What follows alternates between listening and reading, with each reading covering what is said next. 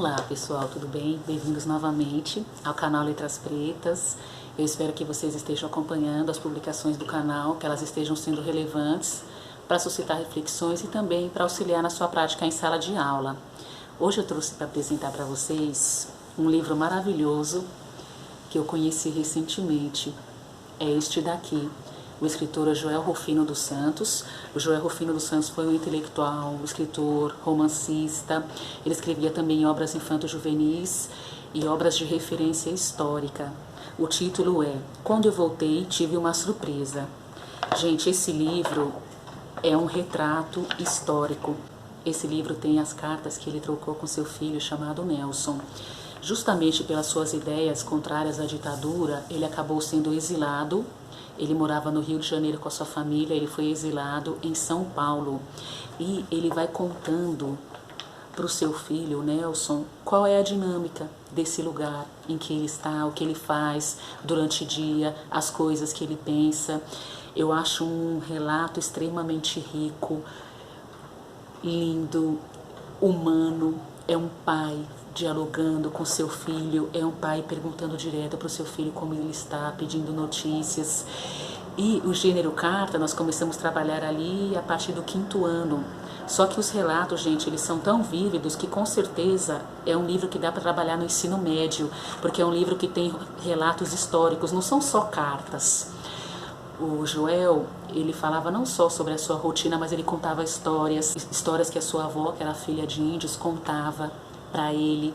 Então é um livro que fala sobre a questão indígena, sobre a questão negra. Ele conta para ele a história sobre o Quilombo de Palmares, sobre Gangazumba, sobre Zumbi dos Palmares, sobre a resistência da população negra escravizada, sobre a importância das mulheres naquela comunidade negra.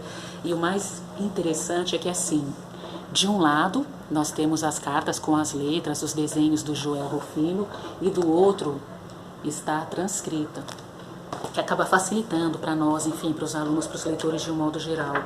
E são relatos extremamente ricos.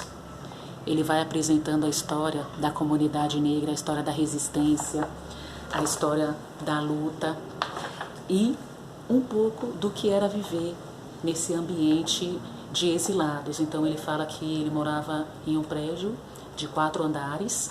De um lado eram 40 homens e do outro lado 30 mulheres. Ele fala um pouco sobre essas pessoas, sobre a profissão delas. Então muitos eram professores, muitos eram estudantes, alguns eram maquinistas.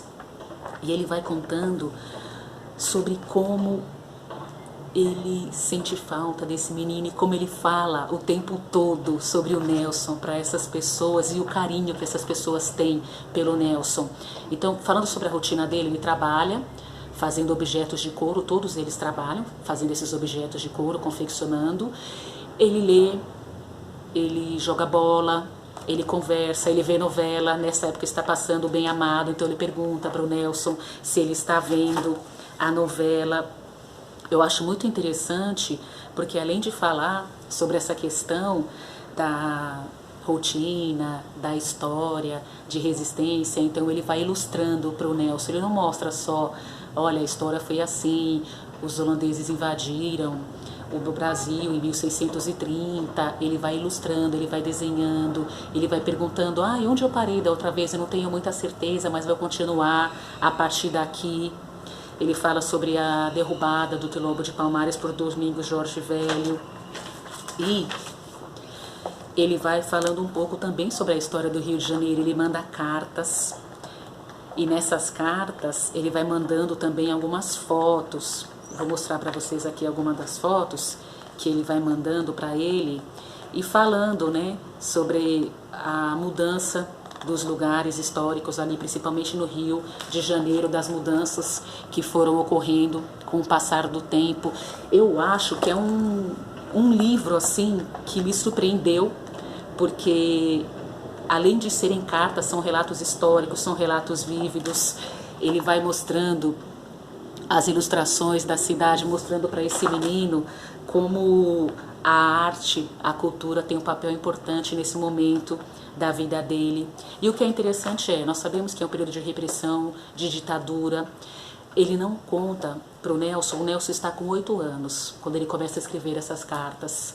E ele faz 9 anos, o pai ainda está no exílio. E ele não vai falando sobre o duro que é essa rotina em exílio, mas ele vai mostrando como eles estão resistindo por meio da arte. Ele está escrevendo, ele está terminando um livro que está falando sobre o ano de 1905.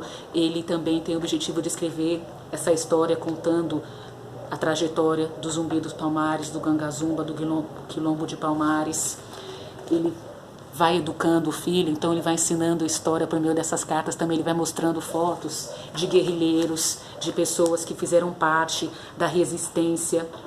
Também ele fala sobre a questão afro-brasileira, sobre a religião. Então ele fala sobre a figura de Iemanjá, por exemplo, que ele ilustra aqui.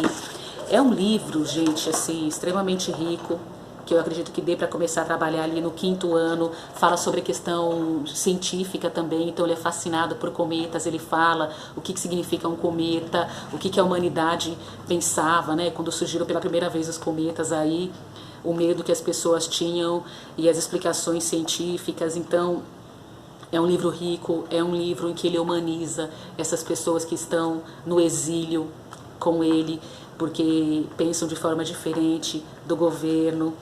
Nós podemos trabalhar a questão do gênero, carta, a questão histórica, então a questão da religião afro-brasileira, a questão histórica da invasão do Quilombo dos Palmares, da invasão holandesa. Ele fala um pouco também sobre a figura de Jesus Cristo. E, apesar de serem cartas, tem muito essa questão da ficção.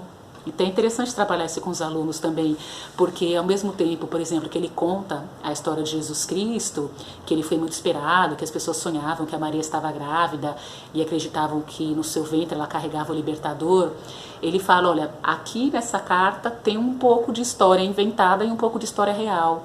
Então é interessante para trabalhar com os alunos também essa questão de como é uma carta, mas que é um gênero que acaba sendo híbrido, porque ele mistura tanto a realidade quanto a ficção, até para consolar esse menino que precisou ficar longe do seu pai. Então ele vai falando sobre como as visitas são aguardadas e construindo narrativas.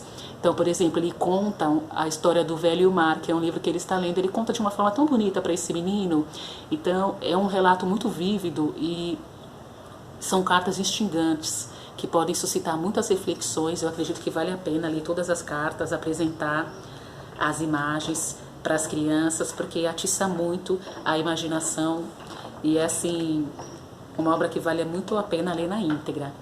É isso, pessoal, espero que vocês tenham curtido essa indicação. Não esqueçam de se inscrever no canal, de deixar seus comentários. Obrigada por acompanhar e até a próxima.